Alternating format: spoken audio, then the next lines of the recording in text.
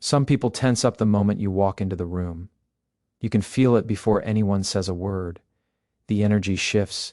Conversations change. Eyes track you in a way that isn't hostile but isn't comfortable either, and sooner or later someone labels you. They say you're too intense, too independent, too confident, too much. Sometimes they even use a stronger word. They call you dangerous, not because you threaten them, not because you did anything wrong, but because something about you makes them uneasy in a way they can't explain. Here's the truth. Most people never say out loud, when someone calls you dangerous, they're not talking about harm, they're talking about loss of control. You don't move the way they expect. You don't react on schedule. You don't ask permission to exist fully, and that terrifies people who rely on predictability to feel safe. This message is for the people who've been misunderstood for standing tall, for the ones who were punished for self-respect, for the ones who were labeled difficult, cold, selfish, arrogant, or intimidating, simply because they refuse to shrink. If that's you, listen closely, because being called dangerous isn't an insult. It's proof you've stepped outside a system that only works when everyone stays small. Why confidence makes people uncomfortable. Confidence isn't loud. It doesn't shout. It doesn't dominate conversations. Real confidence is quiet, and that's why it's unsettling. When you walk into a space without needing validation, it disrupts the unspoken agreement most people live by. I'll pretend not to be myself if you do the same. You break that contract just by being present. You don't fidget to be liked. You don't over-explain to be accepted. You don't perform insecurity to make others feel superior. And suddenly, people who rely on social hierarchies feel exposed. You remind them, without saying a word, that another way of living exists, and they don't know how to handle that. 1, you don't feel obligated to explain your life. Most people treat their decisions like court cases. They collect evidence, they prepare defenses, they rehearse explanations just in case someone disapproves. You don't. You make a decision, and you stand in it. When you change direction, people demand reasons. They want logic. They want reassurance. They want proof that your choice doesn't threaten their worldview. But instead of delivering a speech, you offer a sentence. It felt right. It was time. I'm choosing something else.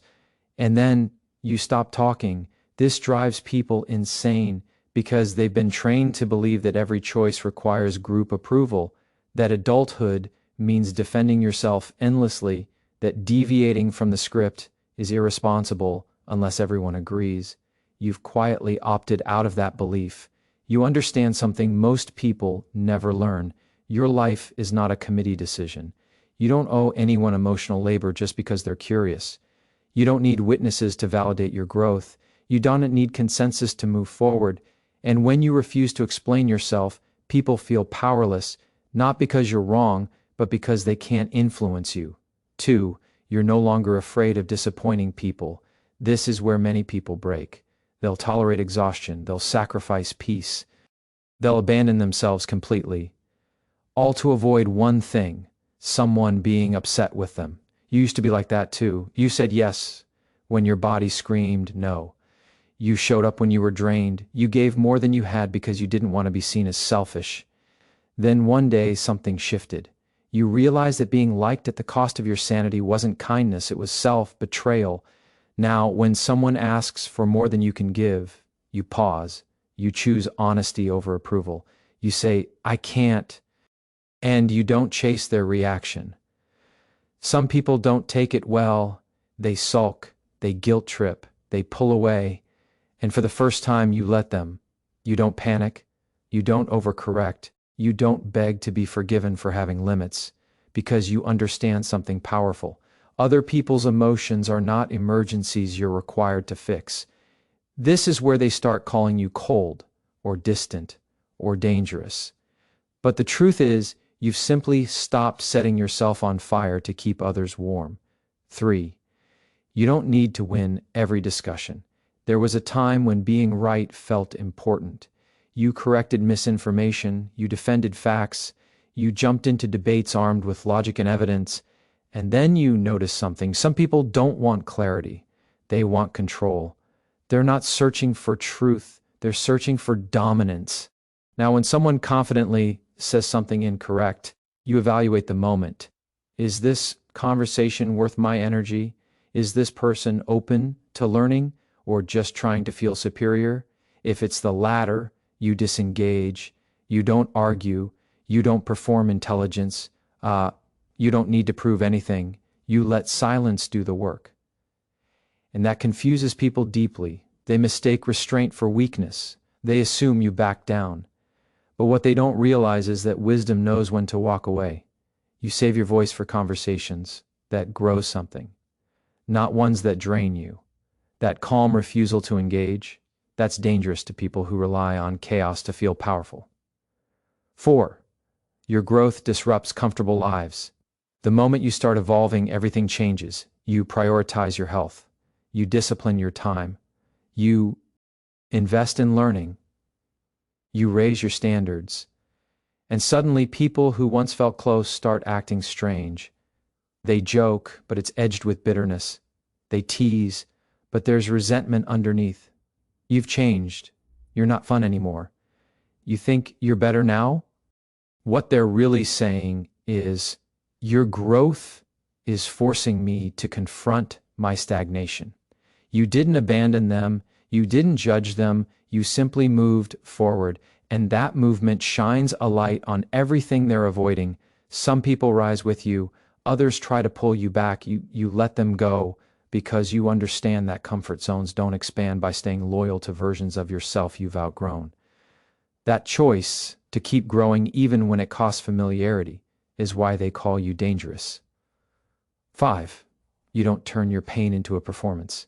We live in a world where suffering is broadcast. Breakdowns become content. Heartache becomes currency. Pain is displayed for validation. You opted out. When something hurts you, you feel it fully, but privately, you don't post vague quotes. You don't seek sympathy. You don't narrate your healing process for an audience. You grieve quietly. You rebuild silently. You return stronger. This unsettles people. They're used to access, used to emotional transparency as entertainment, used to consuming other people's wounds. Your restraint feels like distance to them, but it's actually strength. You understand that not everyone deserves access to your vulnerability, that healing doesn't require witnesses, that privacy is power. And when you emerge healed without inviting commentary, people don't know how to place you, so they label you detached, or unfeeling, or dangerous. 6.